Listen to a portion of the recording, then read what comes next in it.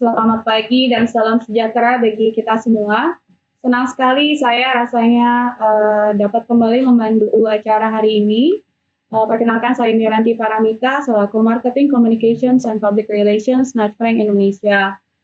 Saya juga ingin mengucapkan terima kasih kepada rekan-rekan media yang sudah menyempatkan waktunya untuk dapat hadir di acara kami pada pagi hari ini.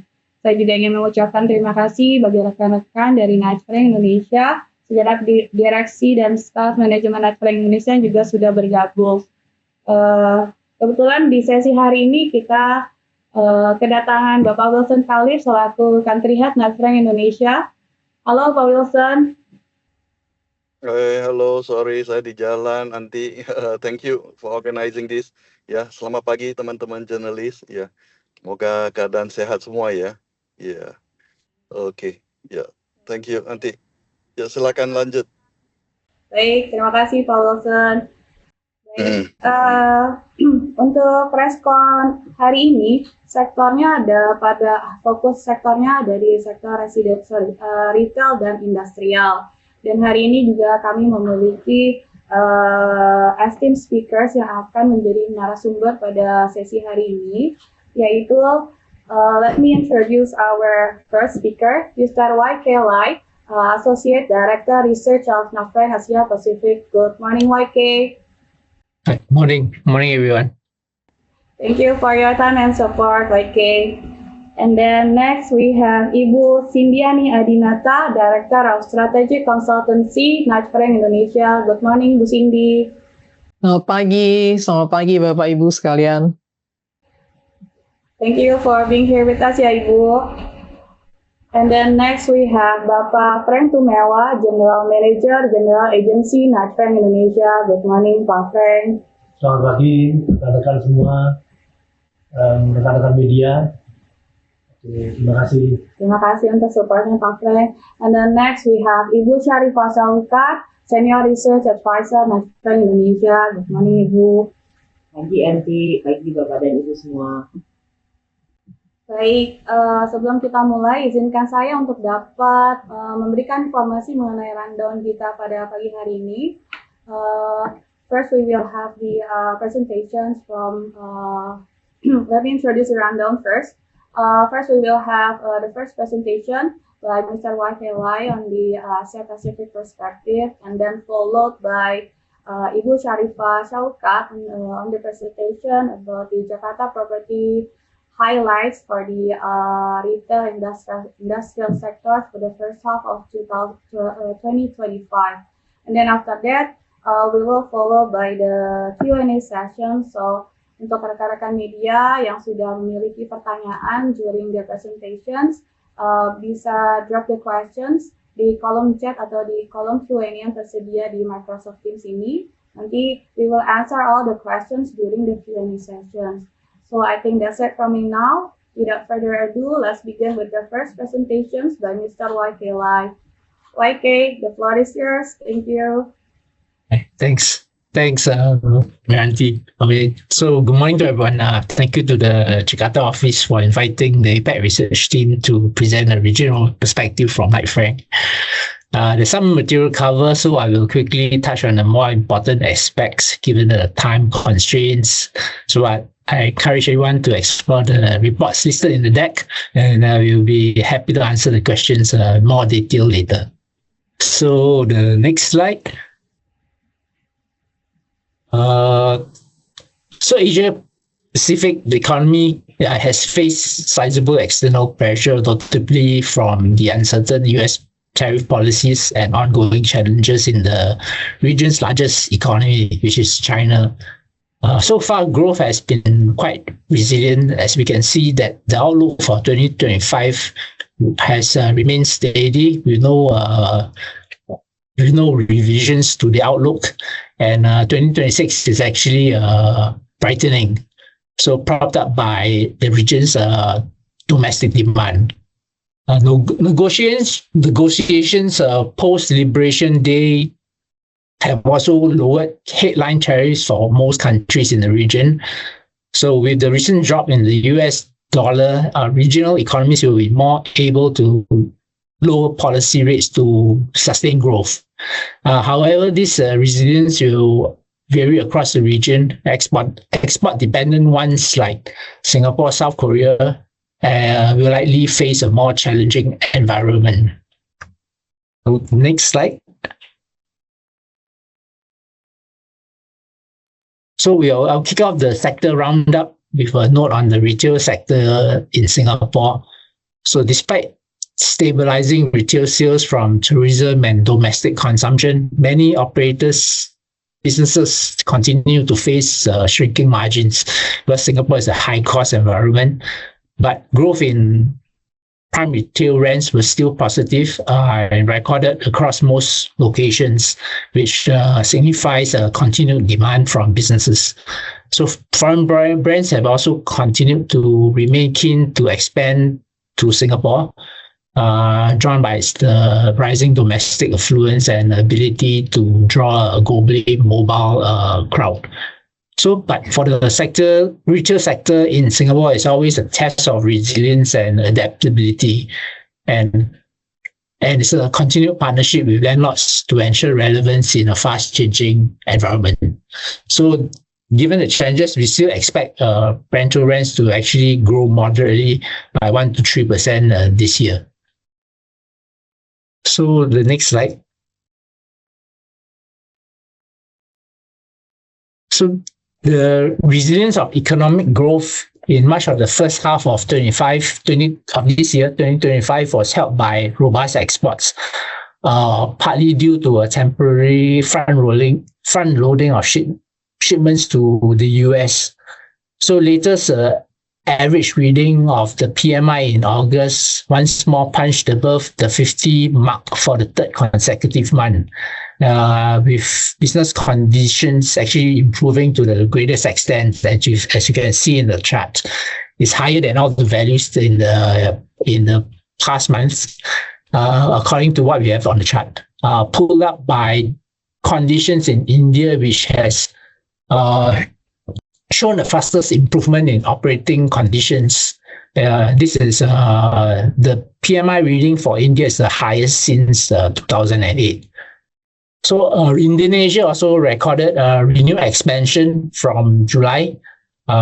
Business conditions in the manufacturing, which reflects exports growth, is a key demand pillar for logistics spaces in the region. So next slide.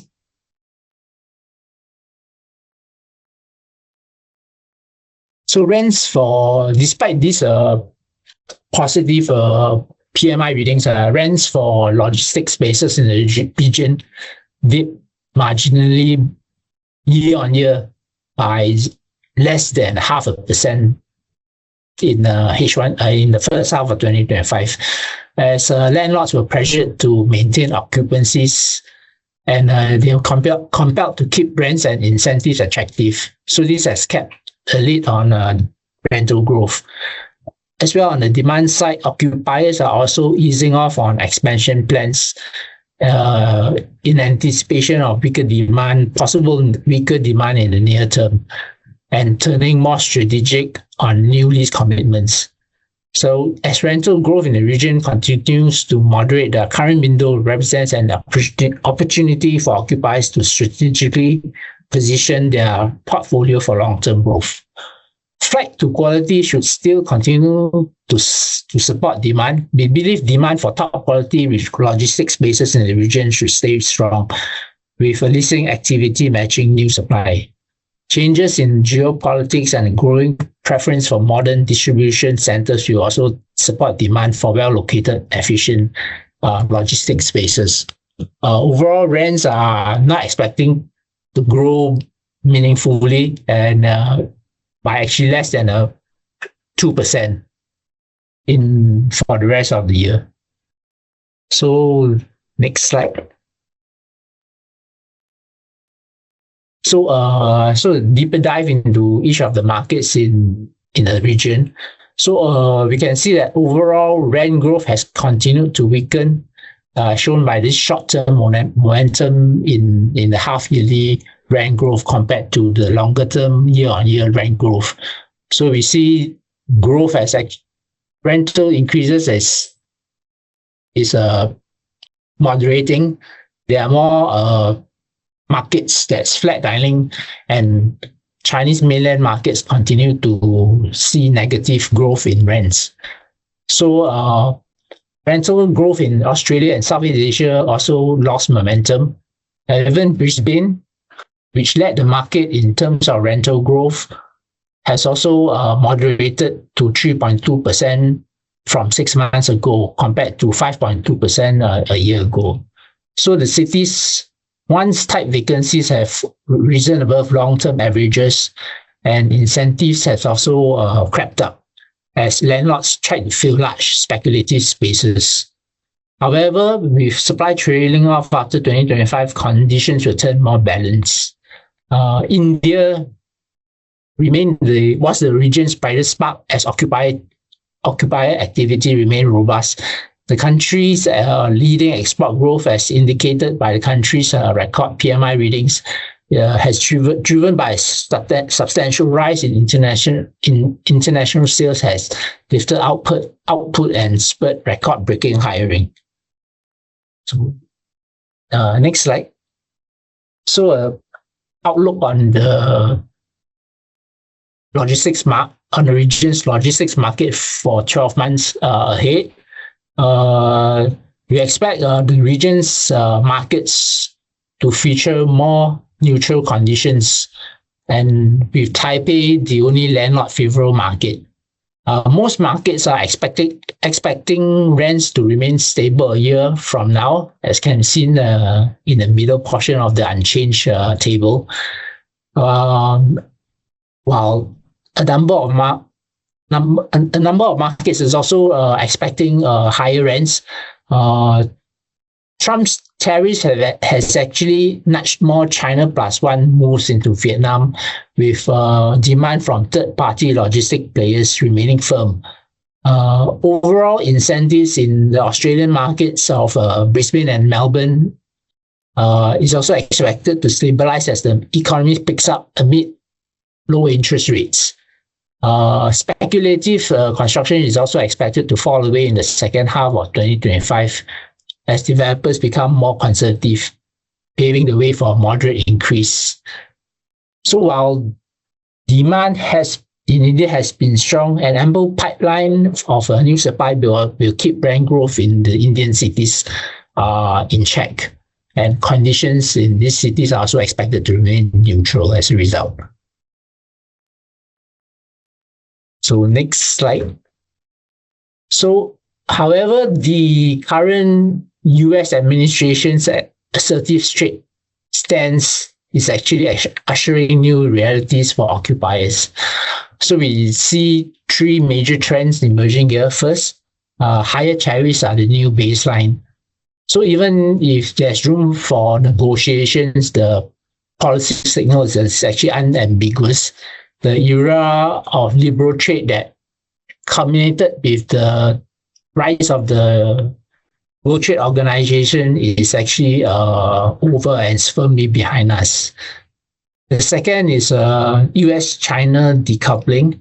So the blanket tariffs on autos and electronics, coupled with national security controls in technology, are upending supply chains that once bound the world's two largest economies. So the strategic sectors are localizing, and both the US and Chinese mainland ecosystems are diverging. And finally, this means supply chain diversification will endure, in which multi-country sourcing and flexible production networks are standard operating requirements. And this means occupiers will have to look to shift to flexible lease structures to hedge geographic exposure and prioritize cost optimization and demand resilient markets, while landlords must recalibrate rent expectations and anticipate slower leasing cycles in trade exposed hubs. Portfolios will have to be built for operational resilience and regulatory compliance and flexibility. And we expect demand to shift towards flexible logistics parks, leases with built-in options, and sites that can be easily scaled up or down.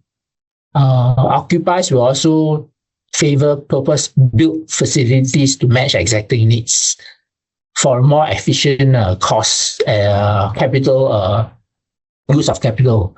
So areas near ports and free trade zones will also be favored due to their strategic location. So next slide.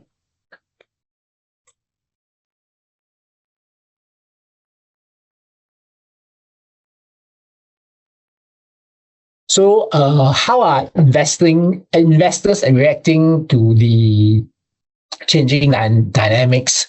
So investments into logistics assets in the region is actually down by a third so far. But given the current environment, we can actually say that it's actually been quite resilient. There's a high base set in the first half of 2024, has also magnified the drop in this year. But there's increasing caution going forward. Investors are actually underwriting slow growth scenarios with the assumption that tariffs will stay in place. So deal execution is being extended as more due diligence is being conducted. So while full year volumes are likely to soften in 2025, you will remain supported by the prospect of lower interest rates in the fourth quarter of this year. So next slide. However, Southeast Asia is emerging as a key beneficiary of shifting supply chains. As global sourcing strategies pivot away from heavy China dependence, Southeast Asia is becoming the preferred destination. As a result, the strategic logic of China Plus One has expanded into a full China Plus N model. So FDI from the Chinese mainland is at a high, have increased continuously since 2022 as we climbed out of the pandemic, and with increased manufacturing activity in Southeast Asia. So with the strength of the news flow on sustained inward FDI, we have reason to expect investment to remain strong this year as well. So next slide. So most recently, we hear the establishment of this Johor Singapore Special Economic Zone. So given Malaysia's and Singapore's close proximity, the idea of a cross-border SEZ is actually long overdue, but no doubt it has been hastened by Trump's trade policies. So we have explored this initiative in a recent report, which I encourage you to take a look at.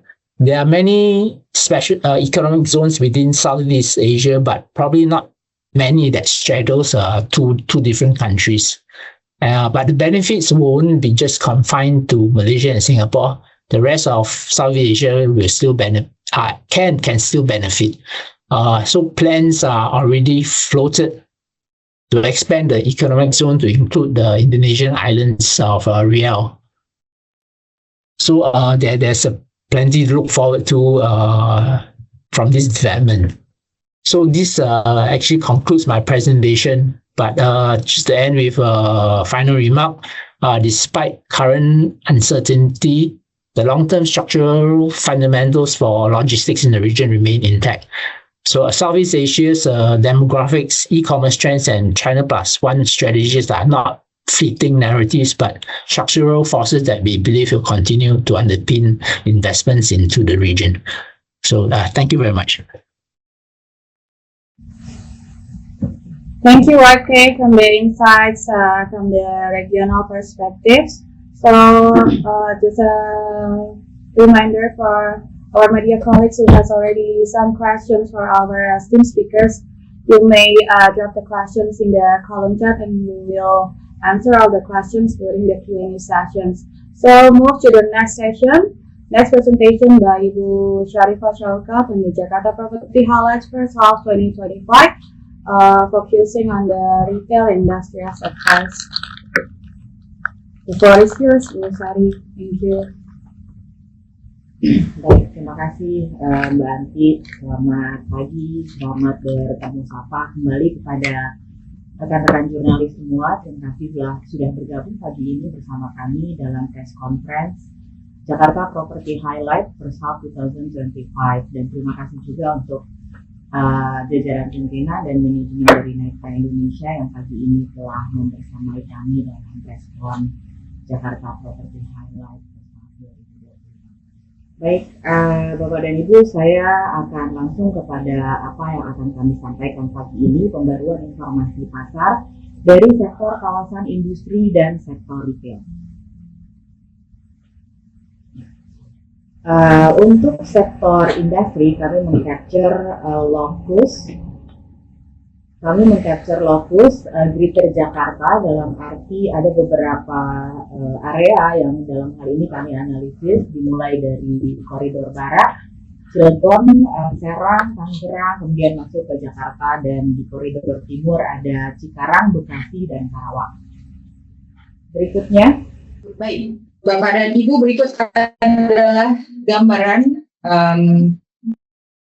terkait pergudangan di regional Asia Pasifik.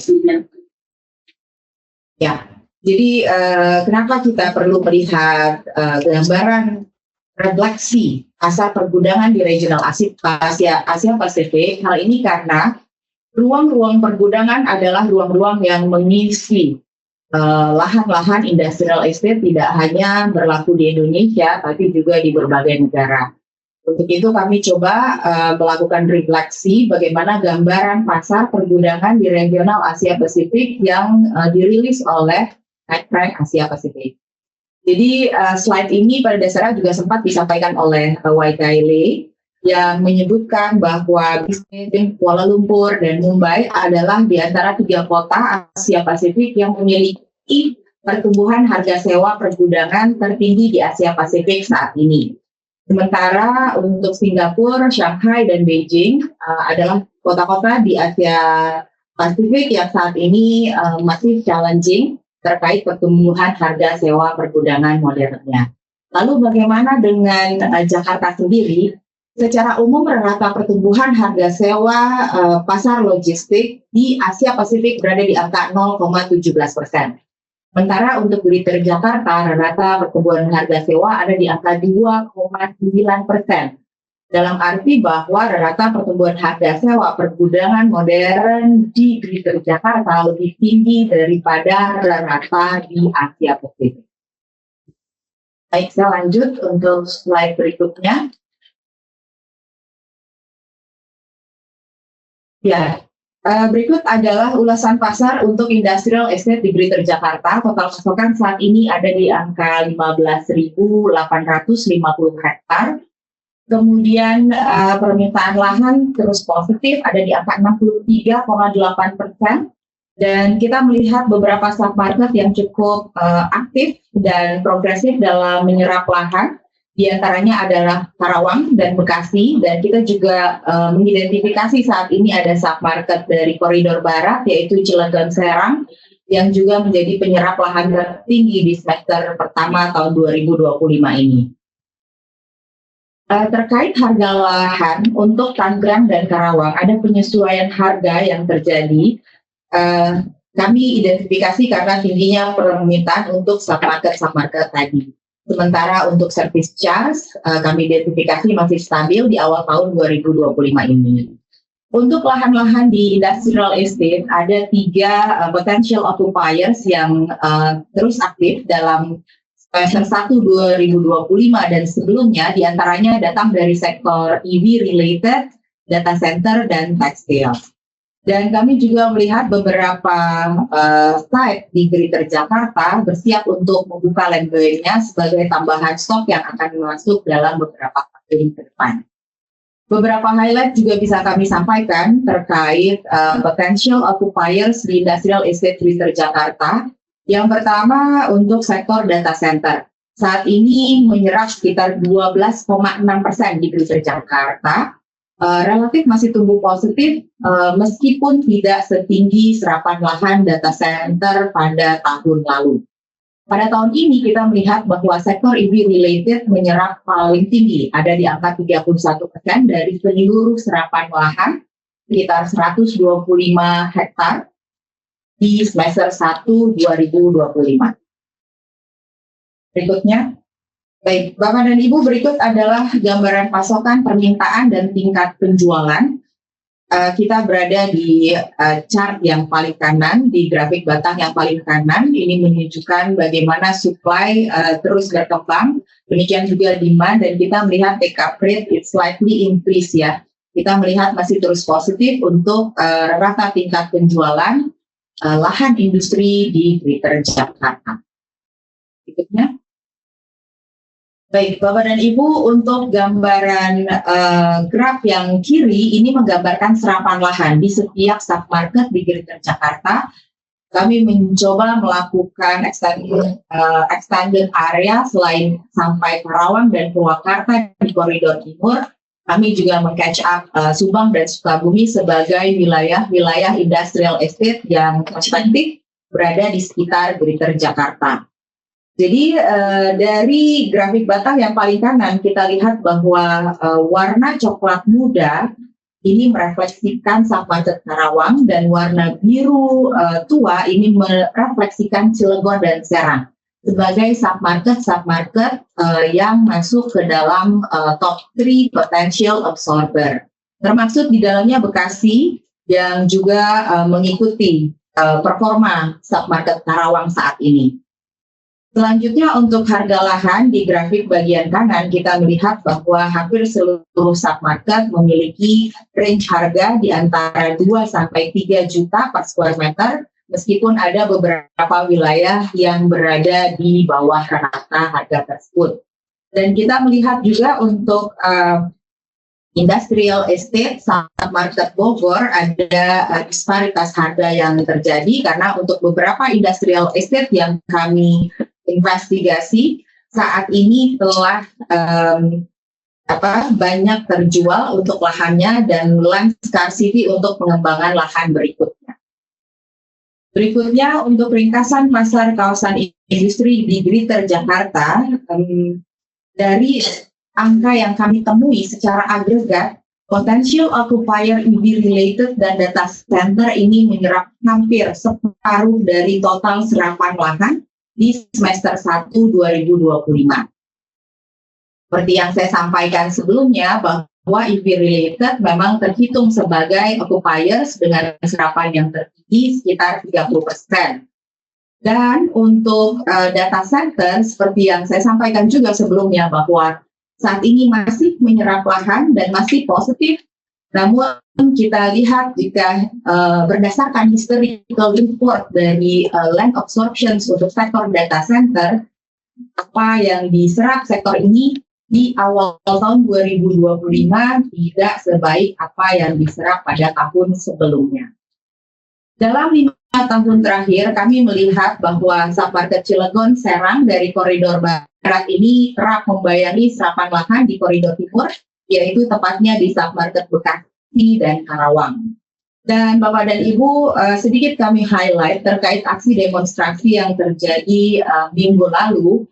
Saat ini sedianya investor akan terus memantau bagaimana upaya-upaya para stakeholders memberikan jaminan keamanan dan menjaga stabilitas politik. Sementara itu dalam jangka panjang, pada dasarnya Indonesia masih sangat potensial. Dengan bonus demografi yang kita miliki masih menjadi pasar yang besar, emerging market, namun dengan catatan kita mampu membangun iklim investasi yang kondusif dan membangun kepercayaan investor. Berikutnya, baik Bapak dan Ibu, saya akan beranjak ke sektor berikutnya, yaitu sektor retail. Saat ini total pasokan retail di Jakarta ada di angka 4,3 juta square meter atau naik sekitar 0,3% dari pasokan tahun lalu. Tingkat keterisian ada di angka 77,4%, meningkat tipis sekitar 0,3%. Untuk rata harga sewa dan service charge kami identifikasi mengalami kenaikan secara rata ada di angka sekitar 800.000 per square meter untuk harga sewa dan service charge di angka 168.000 per square meter. Kami melihat bahwa ada 5 tenan yang aktif masuk di semester pertama tahun 2025 di ruang-ruang retail di Jakarta, datang dari sektor F&B, fashion, beauty, lifestyle, dan juga home appliance.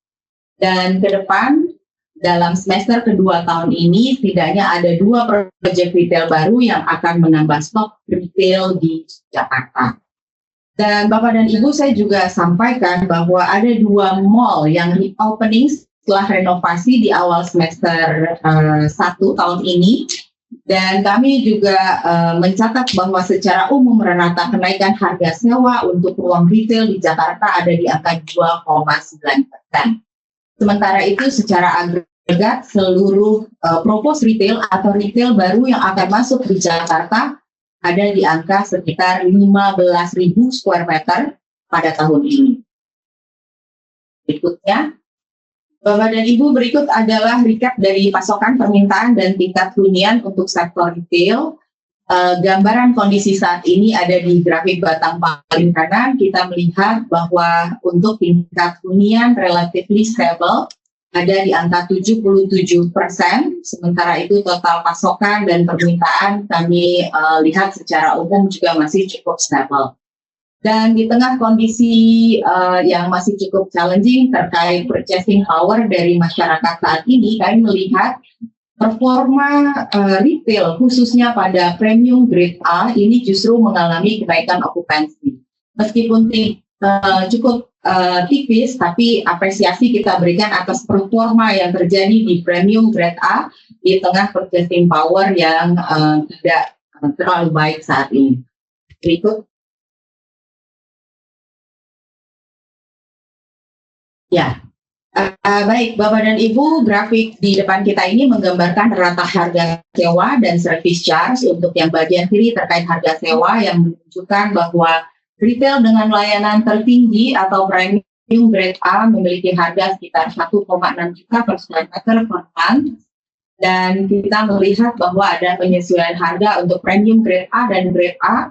Sementara untuk grade B dan grade C kita lihat harganya masih cukup stabil di semester 1 2025.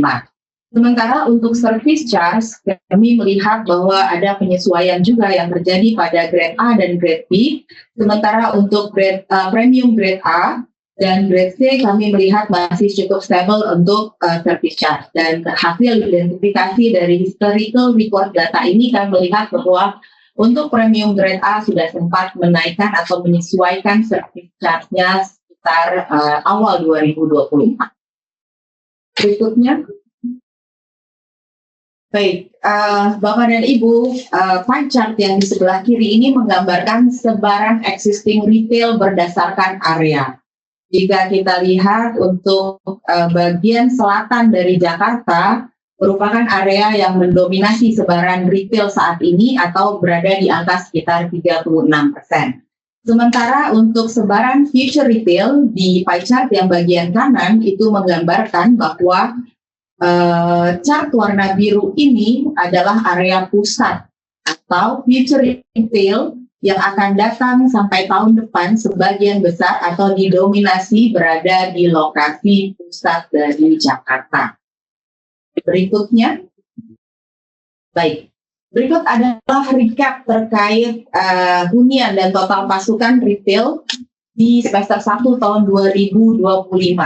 Untuk tipe retail memang kita mengidentifikasi ada 2 tipe, sewa dan strata title. Untuk sewa saat ini masih cukup kuat di angka 86,96%. Sementara untuk strata title cukup challenging ada di angka 51,38%. Sehingga secara umum rata hunian untuk retail di Jakarta ada di angka 77,4%. Saya harus menyampaikan di sini meng-highlight bahwa untuk ruang kosong retail di Jakarta hampir mencapai 1 juta square meter saat ini dari total 4,3 juta square meter total pasokan existing retail yang ada saat ini di Jakarta. Dan berikutnya terkait future retail dalam sampai tahun depan, Jakarta akan mendapatkan tambahan stok future retail dengan total area sekitar 149.000 square meter yang areanya tersebar di selatan dan pusat dari Jakarta. Berikutnya, baik. Berikut adalah ringkasan pasar dari sektor retail di Jakarta. Seperti apa yang saya sampaikan di awal, 2 mall di Jakarta Selatan melakukan opening yang setelah selesai proses renovasi, yaitu Lippo Mall Nusantara dan Epicentrum Mall. Kemudian kami juga menemukan ada satu retail di Jakarta Utara yang menutup operasionalnya karena dalam proses renovasi dan akan melakukan konversi menjadi pusat kendaraan listrik pertama di Indonesia. Dan dalam upaya mempertahankan atau meningkatkan tingkat huniannya, beberapa retail, terutama di kelas premium grade A, mencoba menawarkan pop-up store dan menyediakan ruang-ruang eksebisi sebagai upaya untuk terus meningkatkan kolaborasi dengan tinang-tinang baru. Dan seperti apa yang kami sampaikan di awal terkait hunian pada retail di kelas premium grade A, kami juga melihat bahwa pengunjung-pengunjung potensial datang kepada retail-retail dengan layanan tertinggi seperti premium grade A dan sebagian retail grade A, yang kalau kita lihat fenomenanya adalah pengunjung dengan kemampuan beli yang baik. Tidak hanya tinan F&B yang dapat diakses, tapi juga tinan dari fashion, home appliance, dan juga lifestyle. Dan kami juga menemukan saat ini ruang-ruang retail yang berinovasi menjadi ruang-ruang lifestyle pada sektor olahraga, seperti membuka ruang-ruang untuk padel, pickleball, ya, kemudian bowling, dan juga yoga dan pilates. Untuk akhir tahun ini diprediksikan performa pasar retail akan tetap stabil, didorong dengan liburan dan pergantian tahun di Desember nanti. Highlight kami terkait aksi demonstrasi yang terjadi di minggu lalu. Untuk sektor retail, kita tidak bisa menafikan bahwa dampak sementara atau dampak langsung pada saat kejadian aksi demonstrasi cukup berpengaruh karena operasional dan kunjungan retail tentu saja terimpak atau terdampak, ya, mengalami pengurangan kunjungan. Dan dalam jangka panjang saya rasa seluruh pemangku kepentingan perlu memastikan bahwa kita mampu untuk mengembalikan rasa keamanan dan kepercayaan masyarakat agar situasi kembali normal dan ruang-ruang retail kembali terisi dengan optimal di Jakarta dan juga di beberapa kota besar lainnya di Indonesia. Baik, saya rasa demikian informasi pembaruan pasar yang bisa kami sampaikan pagi ini. Untuk sesi berikutnya, Q&A session, saya serahkan kembalikan ke Mbak Miranti. Terima kasih. Baik, terima kasih Bu Sari for the insights on the Jakarta Property Highlights for Results 2025, focusing on the retail and industrial sectors. Now we have moved to the next sessions, which is the Q&A sessions. So, saat ini kita sudah punya satu pertanyaan, ya, Mbak Hilda from Kompas.com. Ini ada, there are 5 questions, so I think we will need all of our esteemed speakers here to help us on answering all these questions. Okay. Mungkin dari Bu Sari, Bu Cindy, or YK, maybe you can also have to answer the questions. It's already on the column chat. Maybe YK can help with the third questions. With the Vietnam and Thailand already established as manufacturing hubs for global supply chains.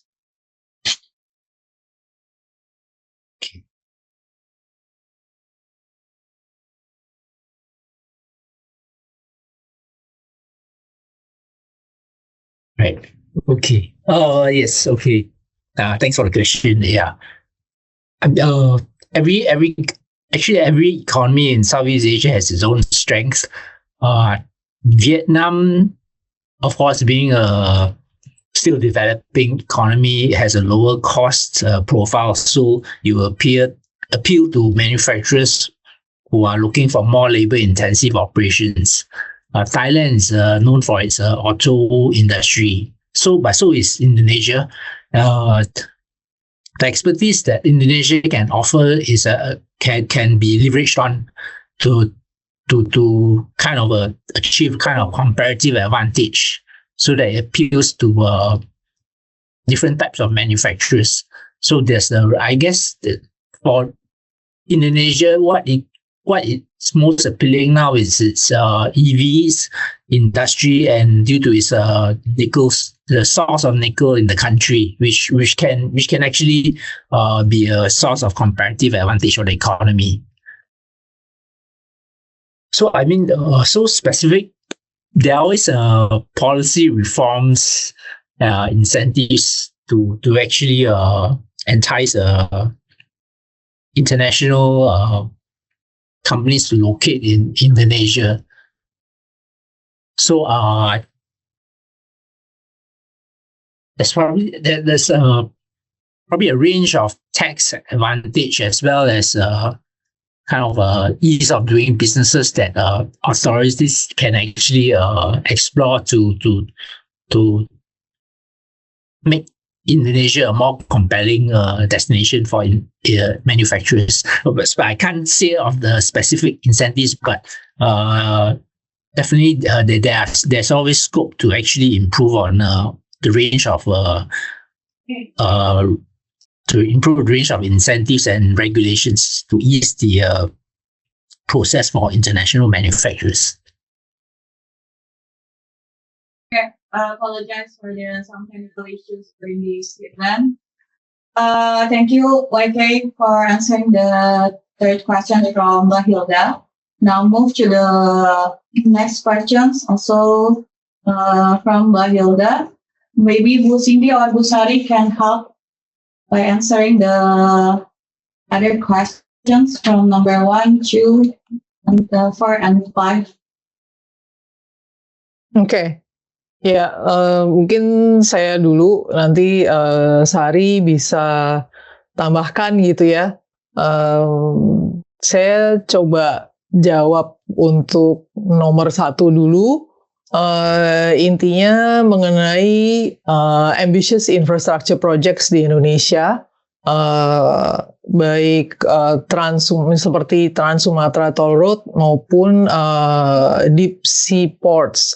Bagaimana mengurangi biaya logistik. Ini sebenarnya sudah menjadi fokus dari pemerintah sudah lama begitu ya. Memang karena kita itu negara maritim, maka deep sea ports itu sangat penting untuk mengurangi logistic cost, dan impact-nya selain untuk mengurangi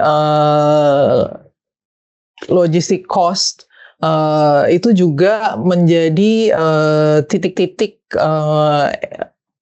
economic growth baru gitu ya, karena akan mengenerate demand khususnya untuk industrial estate demand maupun juga warehouse demand gitu ya. Jadi kita lihat pada titik-titik di mana infrastruktur itu, project itu dilaksanakan, ada project-project properti yang bisa benefit meningkatkan pertumbuhan daerah setempat gitu ya. Jadi ada daerah-daerah di mana pelabuhan berada atau toll road dibangun, itu pertumbuhan kawasan, misalnya kawasan industri, kemudian juga mungkin mengenerate juga demand untuk properti baik komersial maupun residensial, jika memang basis ekonominya untuk kegiatan-kegiatan industri itu sudah terbentuk gitu ya. Jadi ini istilahnya mungkin dalam perkotaan itu land value capture, di mana harga tanah pun juga bisa terdongkrak karena adanya proyek-proyek infrastruktur. Kemudian pertanyaan yang kedua, kebangkitan industri otomatisasi dan smart factory bisa menjadi kesempatan, tapi juga menjadi ancaman karena Indonesia cenderung padat karya, gitu ya. Nah, memang menurut saya ini kita berada pada satu pivot point atau masa transisi. Tentunya memang tidak bisa dipungkiri bahwa untuk sekarang kita masih butuh gitu ya industri-industri yang sifatnya padat karya. Tetapi di lain pihak juga the current workforce itu juga perlu belajar mengenai otomatisasi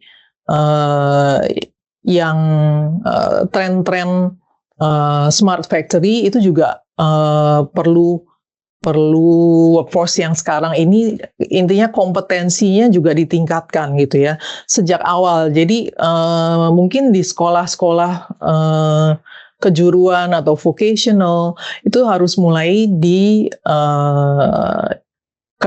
diperkenalkan mungkin mata-mata kuliah atau mata pelajaran yang memang berkaitan dengan automation gitu ya, supaya mereka juga belajar dan intinya skill set dari the current workforce itu harus ditingkatkan. Nah ini mungkin memerlukan kerjasama lintas sektoral dan kerjasama antara mungkin pemerintah dan swasta untuk bagaimana caranya meningkatkan kompetensi dari tenaga kerja. Tetapi di awal tetap saja menurut saya kita tetap butuh industri yang sifatnya padat karya.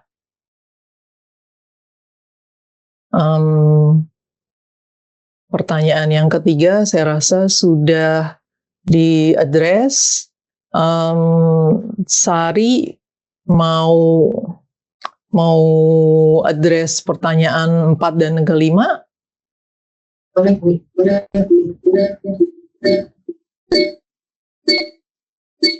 Ada echo.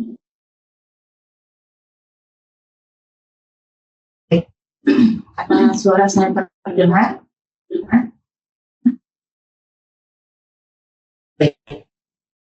Saya akan mencoba menjawab pertanyaan keempat dari Mbak Hilda terkait bagaimana strategi kita dalam kerangka atau dalam ranah ASEAN Economic Community untuk bagaimana kita meleverage dan kita bisa menavigate sehingga performa dari manufacturing kita bisa terus optimal dan bahkan bisa berkompetisi memiliki daya saing yang tinggi.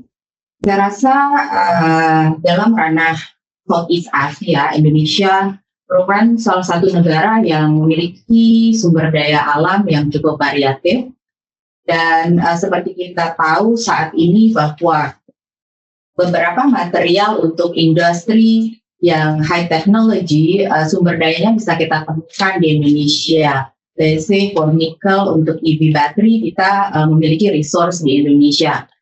Dan hal-hal yang menjadi keunggulan komparatif dalam arti sumber daya alam yang dimiliki Indonesia dan bersifat spesifik, saya rasa bisa kita olah sehingga hasilnya atau proses-proses yang dinamakan hilirisasi tersebut bisa meleverage posisi Indonesia di tengah ASEAN Economic Community untuk tampil perform dengan daya kompetisi yang baik di bidang manufacture.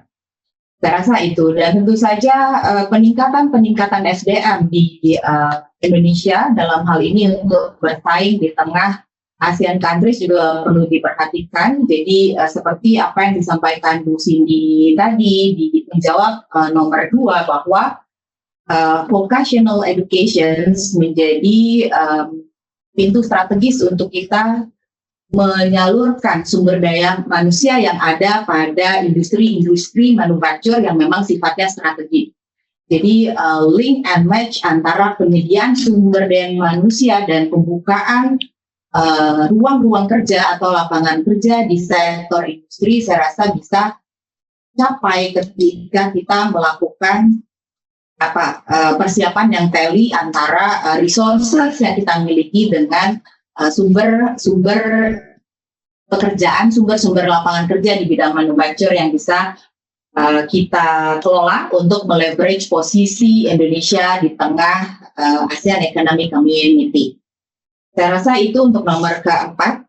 Kemudian untuk yang kelima terkait global shift toward sustainability.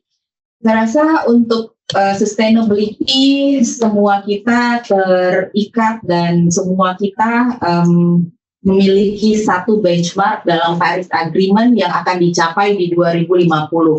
Dan tidak hanya stakeholder pemerintahan, tapi private sector saat ini sudah mengarah ke arah sana. Jadi bagaimana gedung-gedung hijau tidak hanya diatur untuk like commercial property, tapi termasuk juga untuk industri. Baru-baru ini pemerintah kita di 2024 merilis peta jalan untuk mencapai pertumbuhan gedung hijau, termasuk diantaranya untuk industrial site, ya, termasuk diantaranya untuk industrial site. Dan kalau kita lihat Greater Jakarta di koridor timur secara formal, beberapa industrial estate memang telah menyatakan bahwa mereka as a eco industrial estate, ya, di mana mereka mencoba melakukan penyediaan fasilitas yang memang align dengan sustainability, seperti sewerage system yang memang sudah disesuaikan sehingga purifikasi dari polutan-polutannya itu bisa diterima oleh drainase-drainase yang ada di sekitar wilayah industrial estate. Dan tentu juga green energy sudah mulai diakses oleh beberapa industrial estate, bahkan beberapa timnan dari industrial estate di koridor timur. Dan kita juga melihat bahwa mereka cukup memahami greenery area atau green space yang dikembangkan untuk menjadi balancing options di tengah kegiatan industrial estate yang cukup padat dengan polutannya, baik yang sifatnya memberikan akses terhadap air, udara maupun tanah.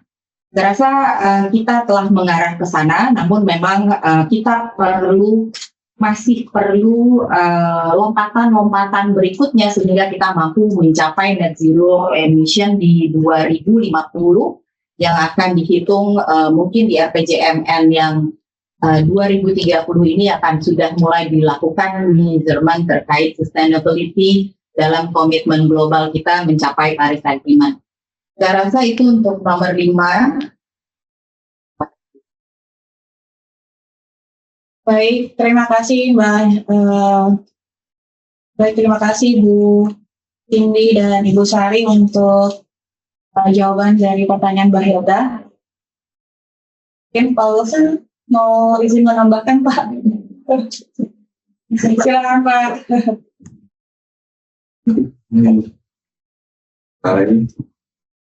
First time I hear on the screen. Okay. Yeah. If I may add a bit, I think the industrial market is really strong. Yes, still strong. So hopefully the incident 2 weeks ago will not then market sentiment yet. Yeah, I think there's a lot of concern by investors in terms of what has happened 2 weeks ago. So some of the foreign clients quite hesitate to come over they're concerned for their security. So this is a bit of a challenge for Indonesia recovery. Yeah, now, in terms of the industrial estate, generally, we are seeing quite a strong demand from manufacturer. So that's good. So, and again, the challenge for this is they are quite price sensitive. So price sensitive or cost sensitive. So they are quite sensitive in terms of the land cost. So they're moving more towards the Eastern Corridor, towards the Subang side, towards the Kertajati side. Yeah, so on the Angka side. So that is the situations, and also the UML, the minimum wage is lower over there. So I think that really helps in terms of their decision making. But of course, certain industry that are higher tech, they do not mind staying with Bekasi, Cikarang, Karawang area. So that's in terms of the logistic play. A lot of these warehousings are being so-called repurposed as a manufacturing facilities. So there's a big shortage of such manufacturing facilities. Meaning that when they come, they want it fast. Yeah. So meaning that they want that has already been built. So it is very hard for the investors or the manufacturers to find such facilities. So a lot of them have to resort to conversion of the warehousing manufacturing facilities. Yeah. Back to Ibu Hilda's good questions in terms of toll road and seaport development. I think the challenge really is when these investors come over or manufacturers come over. I think the key point, the reference point is the seaport, right? Seaport with services to international route. Yeah, so to further grow the other region, I totally agree that needs to be done. Then the such seaport should get ready for international shipment. So if they are not, it just defeated the purpose of building infrastructure. Okay, so any other questions? I had my 2 cents worth of input towards Bu Cindy and Bu Sari's comment. There are actually some good questions. So would you like to add it, or do we need to continue?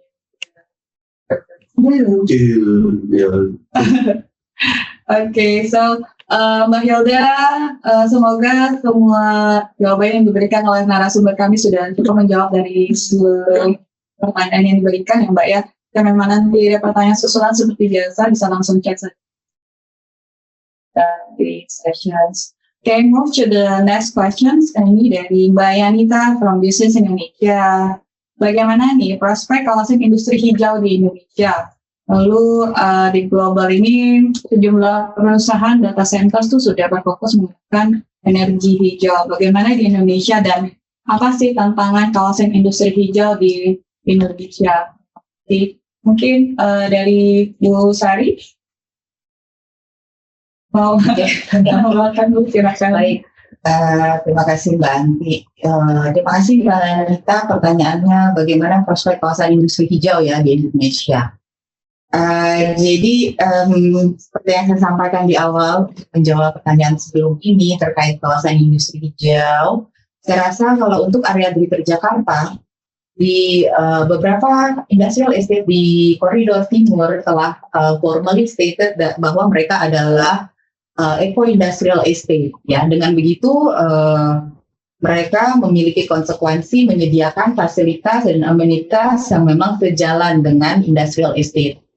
Memang dengan terbitnya peta jalan gedung hijau di Indonesia di tahun 2024 kemarin, kita memiliki arahan yang lebih detail ya dan lebih teknis bagaimana untuk menerjemahkan Green Industrial Estate tersebut ya, sehingga saya rasa upaya-upaya yang telah dimulai oleh stakeholders yang ada di Koridor Timur bisa terus dilanjutkan dan disesuaikan dengan arahan peta jalan pengembangan gedung hijau di Indonesia yang dirilis oleh government saat ini. Dan bagaimana terkait perusahaan data center yang sudah berfokus menggunakan energi hijau, memang dari diskusi kami di ranah Asia Pasifik ini menyebutkan bahwa banyak para pelaku data center yang memang mengarah pada penggunaan energi hijau. Kenapa? Karena data center ini memiliki substansi utama untuk operasional adalah penggunaan listrik, ya. Dan hal ini menjadikan ketika penggunaan energi hijau yang bisa dilakukan selain dari fuel, maka ini akan memberikan kedepannya efisiensi dalam operasional. Meskipun memang penerapan high technology tidak bisa dipungkiri perlu dilakukan penyesuaian di awal dan investasi keuangan dalam hal ini untuk menyediakan teknologi penyediaan operasional data center berbasis hijau memang perlu diperhitungkan. Dan apakah tantangan kawasan industri hijau di RI saat ini?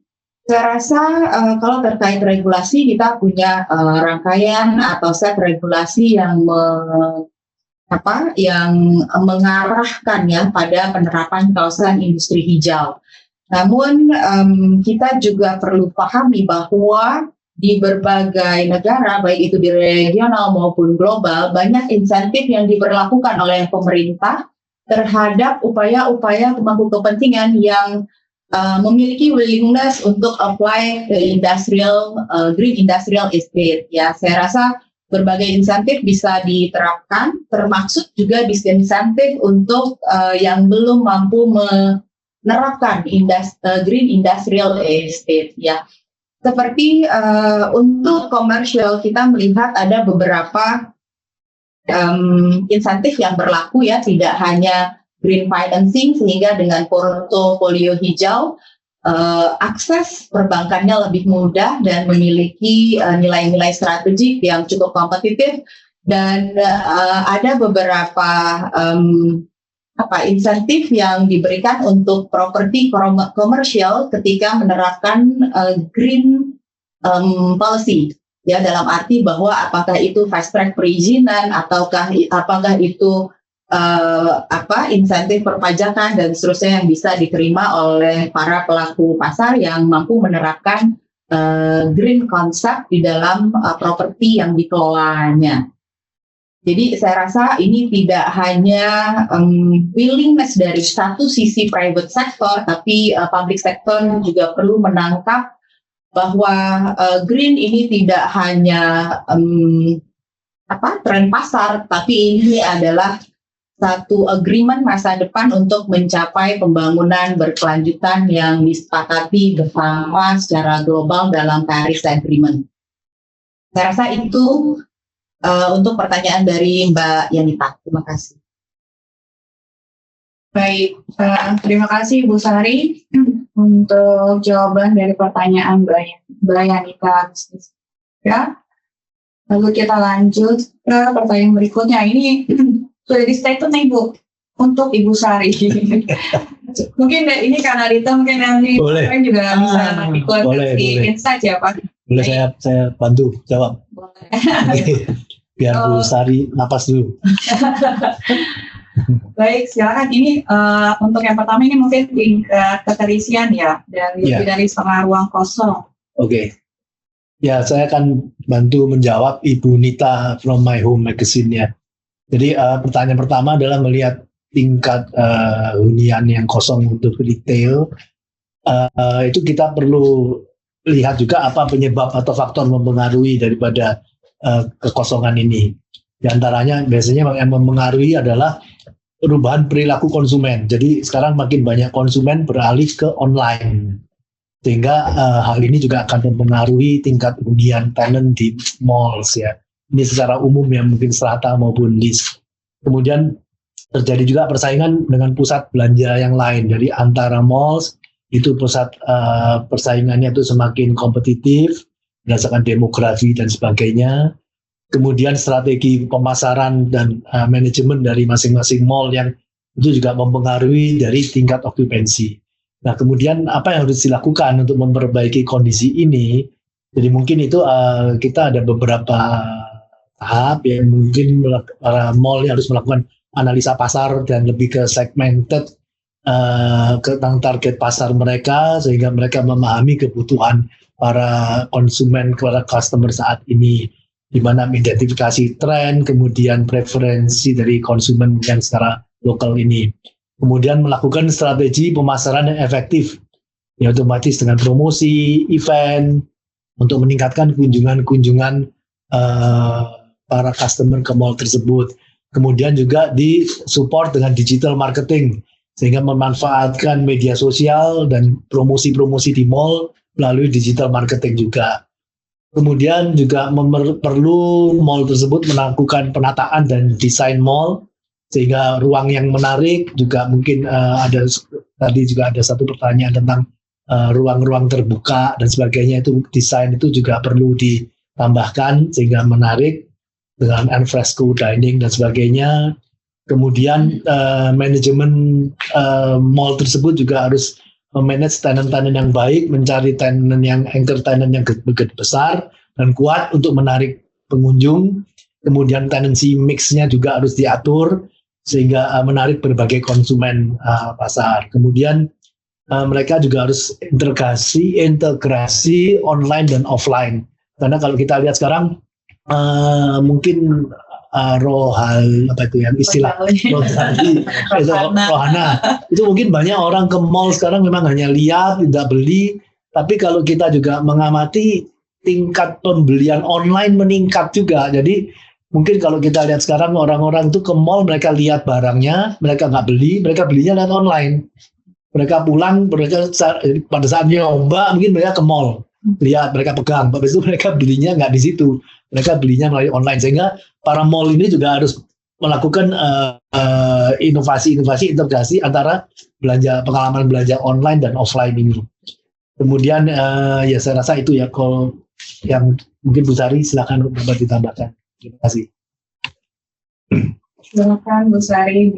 Mungkin untuk yang pertanyaan nomor 1 ya Bu ya, apakah kondisi ini cenderung memburuk nih dengan ya, baik, terima kasih Pak Frank, Mbak Anti, Mbak Nita dari My Home Magazine untuk pertanyaan nomor 1. Sedikit aja saya tambahkan, pada dasarnya udah cukup komprehensif apa yang disampaikan oleh Pak Frank. Jadi kalau kita melihat sektor retail secara umum yang kami analisis, ini dibagi beberapa grade ya, dari mulai premium, grade A, grade B, dan grade C. Dari keseluruhan grade kita tidak bisa memberikan status yang sama tentang keterisian ruang. Dari apa yang kami pantau, untuk kelas middle up dalam arti retail, kelas premium, dan grade A, saat ini angkanya berada di atas tingkat keterisian rata-rata. Namun memang tidak bisa kita pungkiri untuk grade B dan grade C, pada kelas middle low, ini memiliki tingkat keterisian di bawah rata retail saat ini. Ya, apakah kondisi ini cenderung memburuk? Saya rasa kita harus terus melakukan setup skenario optimis, ya, dalam arti bahwa seperti yang disampaikan Pak Frank tadi, bahwa ada beberapa hal yang perlu dilakukan untuk meningkatkan atau menstimulat keterisian ruang. Jadi dari beberapa publikasi Knight Frank Asia Pasifik dan Knight Frank Global terkait retail update, itu disebutkan bahwa di antaranya transformasi ruang atau inovasi-inovasi ruang itu perlu dilakukan dalam ruang-ruang retail. Untuk apa? Untuk menangkap dinamika minat dari pasar saat ini. Jadi di awal saya sempat sebutkan bahwa ada pergerakan ruang-ruang lifestyle, ruang olahraga saat ini. Ya, saya rasa kita perlu juga melihat bahwa transformasi ruang ini perlu untuk tetap memaintain minat dari pengunjung datang ke retail. Kedua, kita juga melihat bahwa e-grocery ini tumbuh tertinggi di Asia. Kita juga melihat bahwa omni-channel tumbuh di Asia. Jadi dua ini adalah apa yang disampaikan Pak Frank tadi, bahwa ruang-ruang fisik ini harus melakukan kolaborasi pemasarannya, tidak hanya secara brick and mortar atau penjualan yang bersifat fisik, tapi juga melakukan penjualan-penjualan dengan basis digital. Seperti kita tahu bahwa saat ini social commerce juga menjadi hal yang memiliki signifikansi yang tertinggi untuk transaksi penjualan saat ini. Jadi social commerce itu tidak hanya memberikan etalase-etalase saja, tapi juga memberikan ruang untuk menjawab, untuk testimoni dari pembeli ke penjual dan sebaliknya. Jadi memang kita melihat bahwa tren retail dalam tataran global saat ini telah beralih kepada digital platform. Jadi ada baiknya juga untuk retail-retail yang saat ini masih challenging untuk mengisi ruang-ruang huniannya sudah mulai harus bergerak ke arah transformasi ruang mengikuti dinamika minat dari para pengunjung, juga sudah melakukan inovasi dalam pemasarannya. Tidak hanya e-grocery dalam arti bahwa untuk toko-toko yang memang basisnya grocery, melakukan e-grocery adalah salah satu yang bisa dilakukan mengingat basic needs adalah salah satu yang ditransaksikan daily. Sementara itu untuk social commerce, saya rasa ini cukup tinggi frekuensinya saat ini di Asia, bahkan di Indonesia disebut sebagai pasar yang terbesar di Asia Tenggara untuk social commerce. Ya, demikian saya rasa untuk menambahkan pertanyaan nomor 1 dari Bu. Baik, terima kasih Bu Sari dan Pak Frank untuk jawaban dari pertanyaan Mbak Dita. Kita lanjut saja ke pertanyaan berikutnya dari Mas Ubaidillah ya, dari Swal. Ini untuk jawab pertanyaan pertama, di sektor office trend permintaan pada bangunan hijau ini meningkat gitu ya, dari bahasan 3 minggu lalu ya, di mana dengan kawasan industri apakah juga meningkat? Lalu untuk yang kedua, apakah peningkatan permintaan kawasan industri ini ada hubungannya dengan relokasi perusahaan akibat kebijakan Trump atau Congress ya? Bagaimana Netflix melihatnya? Mungkin dapat dibantu Ibu Hari atau Wilson atau mungkin Bu Cindy sendiri. Kira-kira mau bantu Pak? Pertanyaan dari Nasubaidi lainnya adalah mengenai kawasan industri ya Pak yang brand hijau ya. Nomor 2 dulu ini. Nomor 2. Nomor 2 nih Pak. Trump nih ya. Trump tarif. Kasih impact nggak ya untuk relokasi mungkin ya Pak?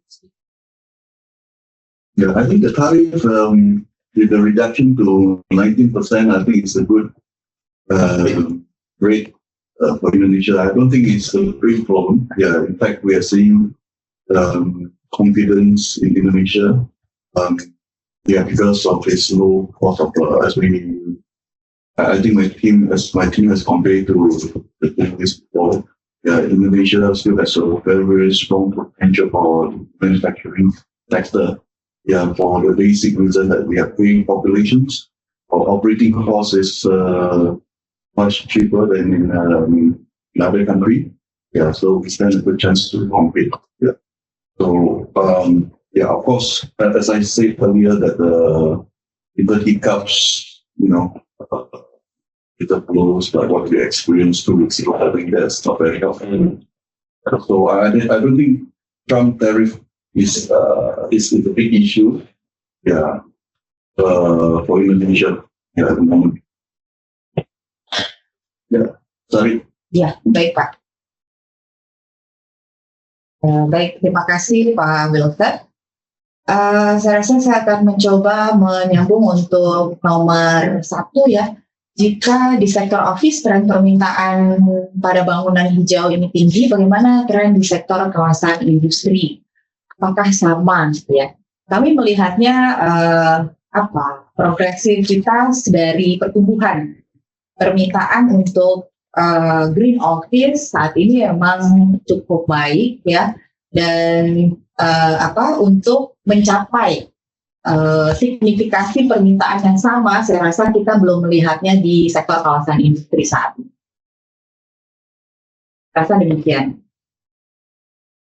Berikutnya, Anti. ya, dari Pak Ilham, Pak Ren. Mana itu? Jadi saja. Iya. Terkait retail ya, dari Detikcom. Public space, apakah beralih ke ruang terbuka yang lebih nyaman? Jadi di Knight Frank Asia Pasifik dan Global kami mencoba diskusi terkait retail trend update saat ini. Jadi ada beberapa tren yang tumbuh di sektor retail saat ini. Saya mengcover 4 yang kurang lebih sepertinya align dengan apa yang terjadi di Indonesia, khususnya di Jakarta saat ini. Seperti yang saya sampaikan tadi, yang pertama transformasi ruang ya, perlu dilakukan, kemudian juga social commerce ya perlu dilakukan, dan juga e-grocery yang dimana Asia ini yang tertinggi dan terkuat.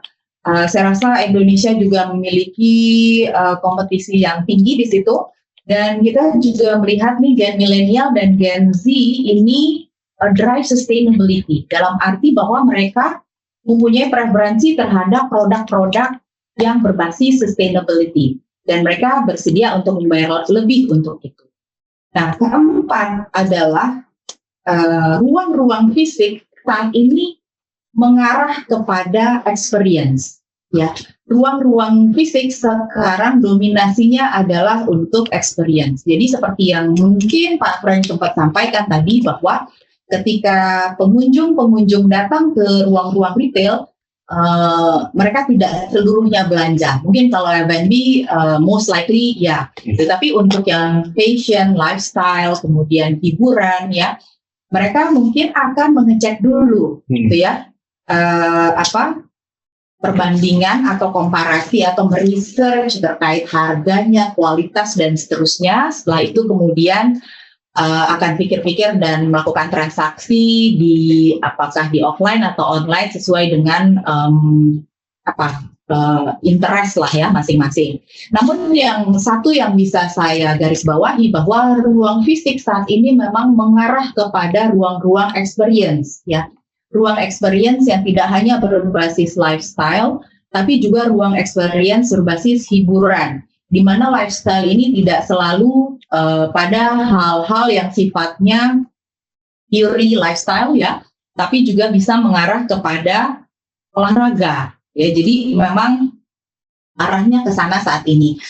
Pergeseran minat ini saya rasa memang didorong dari dinamika yang ada ya, bahwa health awareness saat ini sudah cukup tinggi, juga eco awareness saat ini juga cukup tinggi, sehingga just like Gen Z dan Gen milenial yang punya eco awareness lebih tinggi, mereka lebih comfort untuk berada di ruang-ruang terbuka atau ruang-ruang yang semi terbuka dengan ruang hijau yang mendominasi.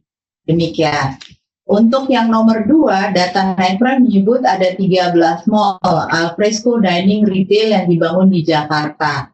Ya, untuk alfresco dining retail kita lihat memang cukup progresif pertumbuhannya, sejalan atau relate dengan apa yang kita temui di nomor 1 tadi. Jadi memang global trend itu inline dengan apa yang yang terefleksi dari pasar retail Jakarta saat ini, bahwa pengunjung memiliki preferensi pada ruang-ruang yang semi terbuka ya, dan kita juga melihat bahwa driver kunjungan ini adalah Gen milenial dan Gen Z yang mungkin hampir 45% saat ini, yang memang mereka mengarah pada model-model semi terbuka, which alfresco dining retail mengadres kebutuhan ruang tersebut.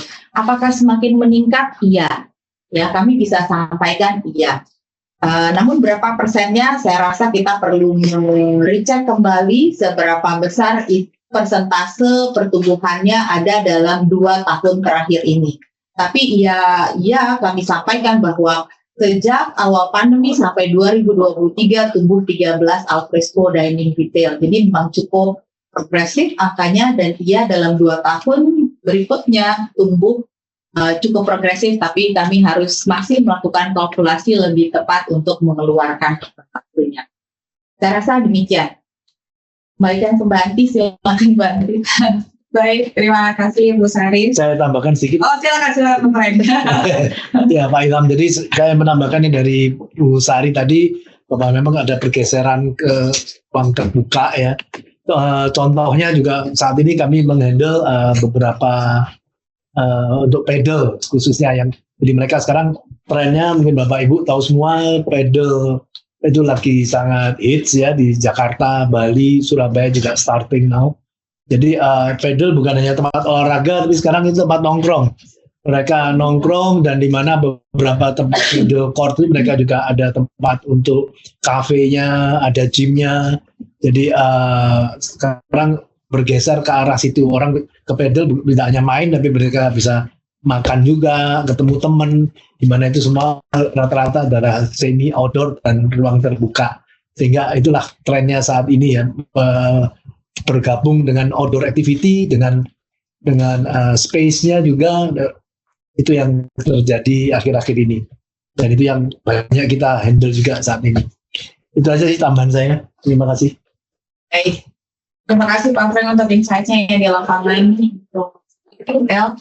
Oke, saya rasa mudah-mudahan tadi sudah cukup menjawab ya Mas Ilham untuk keseluruhan pertanyaannya.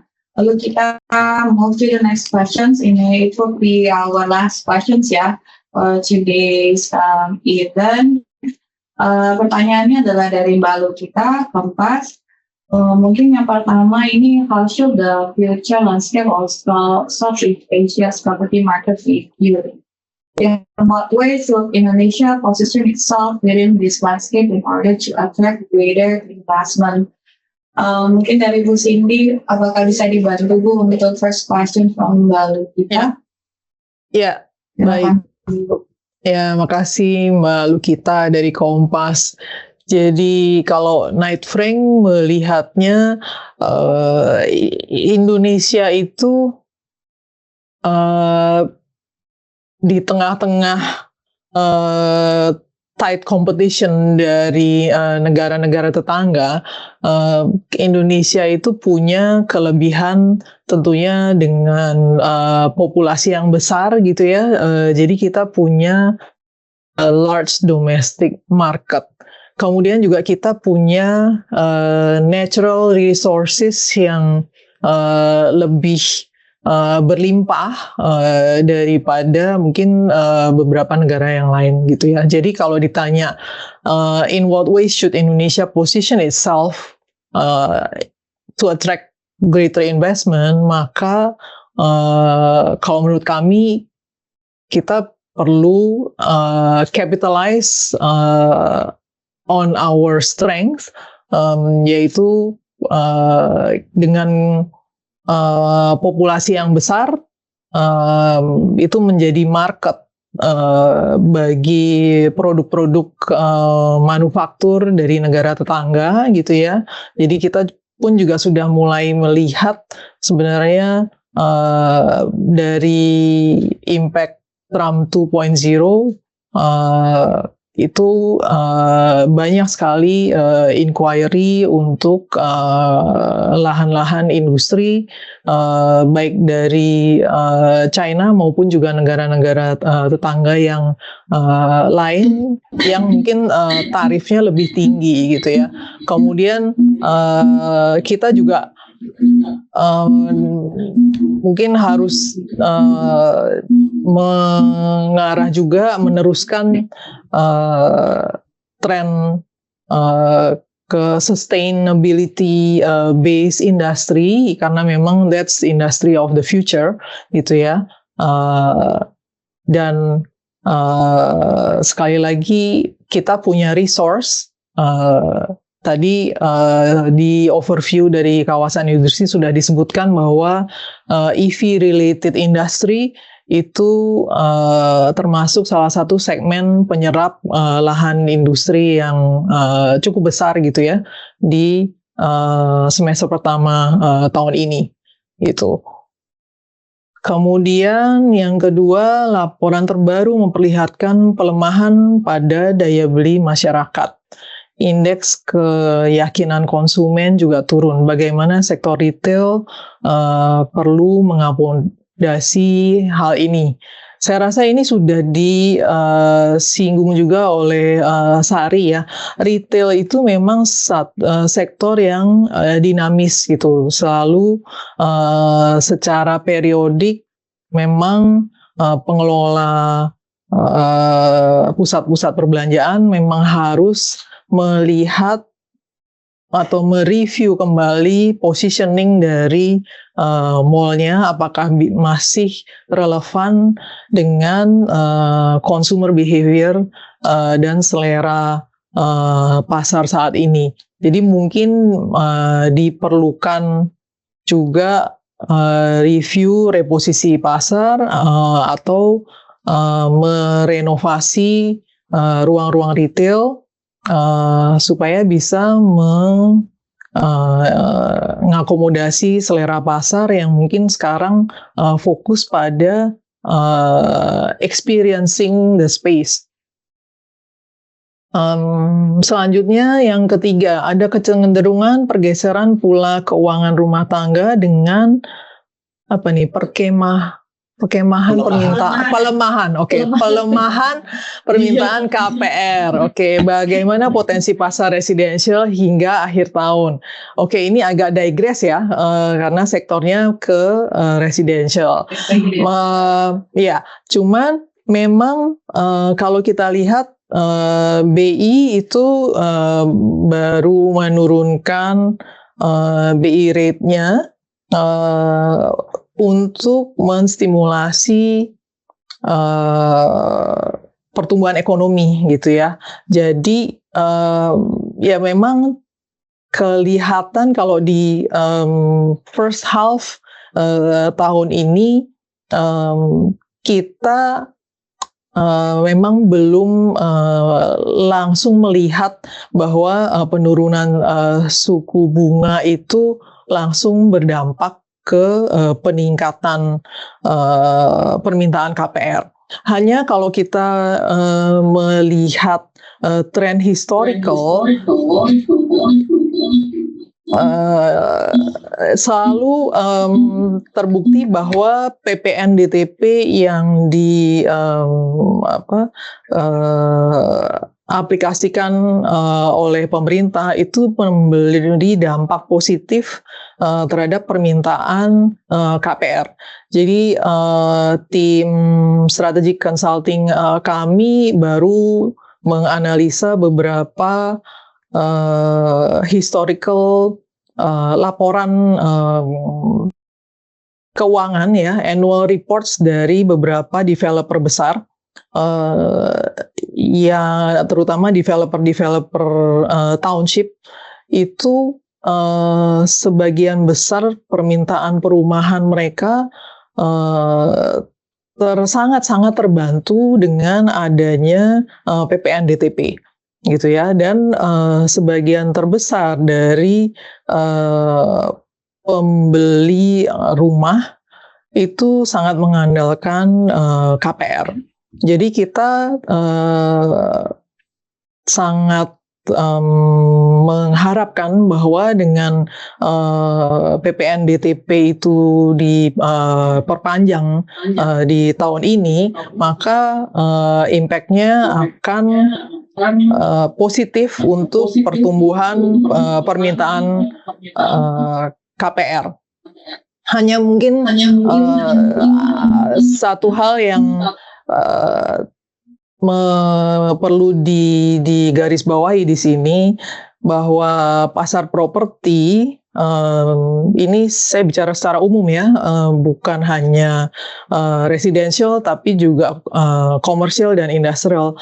Pasar properti itu tidak liquid ya. Jadi pasti akan ada time lag dari turunnya satu kebijakan, kemudian impact implementasi nyatanya di pasar properti gitu ya. Jadi saya rasa kita beri waktu untuk policy yang di introduce oleh government untuk bisa dicerna oleh pasar dan memberi dampak positif untuk kenaikan permintaan properti di akhir tahun ini. Mungkin itu. Ada tambahan? Baik, terima kasih. Ya. Silakan Pak Fren jika Ya. ada yang ditambah. Untuk Bu Lukita, saya ada tambahan sedikit ya, menambah dari Ibu Cindy tentang potensi pasar residensial hingga akhir tahun. Kalau untuk potensi residensial yang untuk harga 2M ke bawah itu masih berjalan. Tapi selain itu kami juga menangani beberapa klien dari ultra net high worth network ya, UNHWI itu yang masih tetap bagus. Jadi kita masih menghandle itu, ada contohnya untuk di daerah Kebayoran Baru, untuk di daerah Menteng, itu potensi yang residensial ini masih cukup bagus, bahkan cukup baik menjelang akhir tahun ini. Jadi untuk market yang sangat di atas ini tidak terlalu berpengaruh. Itu tambahan sedikit dari saya. Terima kasih. Baik, terima kasih tambahannya Pak Fren. I would also like to invite YK to answer the first question from Lukita from Asia Pacific perspective. YK, would you like to add on? With regards to that question, I think property market, the future of Southeast Asia's property market is probably should be looked at in terms of its long-term structural fundamentals. For example, the urbanization and continued economic growth, and as well as rising affluence and continued growth of its middle class, which will continue to sustain the demand for real estate, as well as there are future trends such as the current shift in supply chain and China 1+ strategies, as well as the emerging digital economies. All these will come to actually define the future landscape of Southeast Asia property. So of course, each of the economies should remain relevant to all these changing trends. So even though the property markets in Southeast Asia are actually quite diverse in terms of its development, even in Singapore, I believe the economy and its property market can benefit from the continued development of its neighbors. Yeah. Okay. Thank you for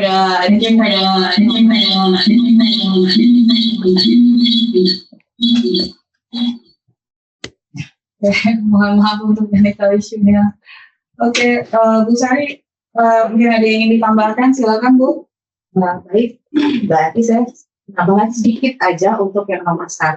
Saya mengutip Horizon yang awal tahun ini dirilis oleh Medtrend Asia Pacific, khususnya untuk industrial sectors ya. Jadi terkait landscape Southeast Asia in property market, particularly for industrial estate. Jadi di situ disampaikan bahwa investor ini melihat Asia adalah region yang strategik untuk pengembangan EV.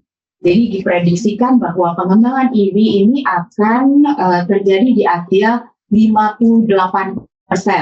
Setelah itu, setelah Asia berkembang juga di sisanya di Amerika Utara dan Eropa. Jadi terkait landscape-nya Southeast Asia, saya rasa particularly for industrial estate menjadi salah satu yang prospektif untuk industrial estate dalam hal ini ya, khususnya industrial estate dalam keseluruhan properti market. Ya, jadi kalau kita melihat how about the investment, bagaimana menarik greater investment, pada dasarnya kita telah dilihat sebagai region yang memiliki sumber daya alam yang baik, yang potensial, termasuk juga emerging market yang besar, dan menjadi salah satu memang yang diprediksi sebagai pusat pengembangan EV 58% di global. Ya, sisanya akan dikembangkan di Amerika Utara dan Eropa. Saya rasa itu aja yang saya tambahkan. Terima kasih. Baik. Terima kasih. Mungkin dari Pak.